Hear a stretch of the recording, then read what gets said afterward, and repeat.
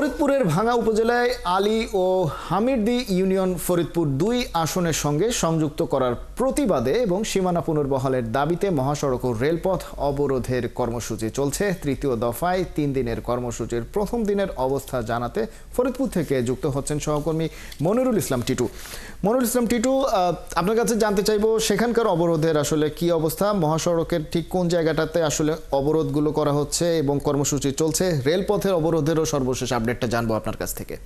রাখি গতকাল অর্থাৎ শনিবার বিকেলে ফরিদপুরের আলগি ইউনিয়নে কিন্তু একটি সাংবাদিক সম্মেলন করা হয় এবং সেখান থেকে ৩ দিনের নতুন কর্মসূচি ঘোষণা করা হয়, যে কর্মসূচির অংশ হিসেবে আজ থেকে আগামী আরো ২ দিন, মোট ৩ দিন সড়ক এবং রেলপথ অবরোধ করে রাখা যে সিদ্ধান্ত নেওয়া হয়েছে তারই অংশ হিসেবে আমরা যদি আমার পেছনে একটু দেখি যে দেখুন যে রেল আটকে দেওয়া হয়েছে।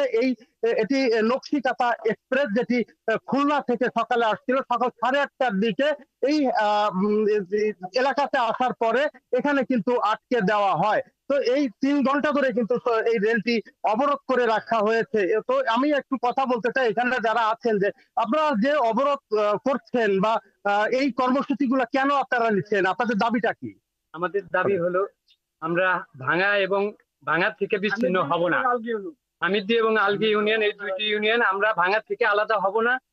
আমরা এইখানে অনেকেই অসুস্থ হয়ে পড়ছেন, তাদের জন্য আমি ডাক্তার হিসেবে, মানে যে দুটি ইউনিয়নকে ভাঙ্গা থেকে ফরিদপুর ২ আসনের সাথে সংযুক্ত করা হয়েছে, সেই সংযুক্তকরণের প্রতিবাদে আজকে আপনারা এই অবরোধ করছেন। আমরা একটু কথা বলবো যে যারা এসছেন, দেখতে পাচ্ছি যে যারা এই রেলে আসেন, ট্রেনে ছিলেন, তো আপনি কোন জায়গা থেকে আসছেন, কোথায় যাচ্ছিলেন আর কি অবস্থা? আমি আসছি কুষ্টিয়া থেকে, আমি যাচ্ছি হচ্ছে নাওরবাবু।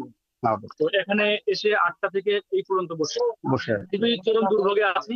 আমার অফিস করার কথা ছিল 10টার আগে, কিন্তু আমি এখনো পৌঁছাতে পারিনি। আমি চাই সরকার দ্রুত ব্যবস্থা নেই, আপনি সেটি চাইছেন। আমরা যেটি শুনছিলাম, তারা যেটি বলছিলেন যে মূলত এই অবরোধের উদ্দেশ্য হচ্ছে ফরিদপুর ৪ আসনভুক্ত ভাঙ্গা উপজেলার দুটি ইউনিয়নকে নগর কান্দার সাথে অর্থাৎ ফরিদপুর ২ আসনের সাথে অন্তর্ভুক্ত করে গেজেট প্রকাশ করে নির্বাচন কমিশন গত ৪ সেপ্টেম্বর। তারপর থেকেই কিন্তু এই এলাকার মানুষ রাজপথে নেমে আসে। তো ৫ তারিখেই কিন্তু সারাদিন অবরোধ কর্মসূচি তারা পালন করে, এরপরে আবার ২ দিন বন্ধ দিয়ে তারপর আরো ৩ দিন তারা এই কর্মসূচি পালন করছে। সর্বশেষ আজ থেকে যে কর্মসূচি তাদের শুরু হয়েছে সেটি আগামী মঙ্গলবারে শেষ হবে এবং তারপরে তারা রাজধানীর উদ্দেশ্যে যাত্রা করবে বলে এমনটি জানিয়েছেন।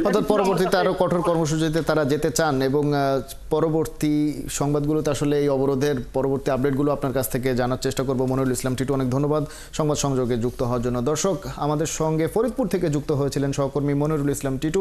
সেখানে চলছে অবরোধ এবং সংসদীয় আসন পুনর্বিন্যাসের যে বিষয়টি নিয়ে সারা দেশেই আসলে নিয়ে আলোচনা চলছে, তো সেই বিষয়ে আমাদের সঙ্গে সহকর্মী মনিরুল ইসলাম টিটু যুক্ত হয়ে জানাচ্ছিলেন ফরিদপুর থেকে বিস্তারিত।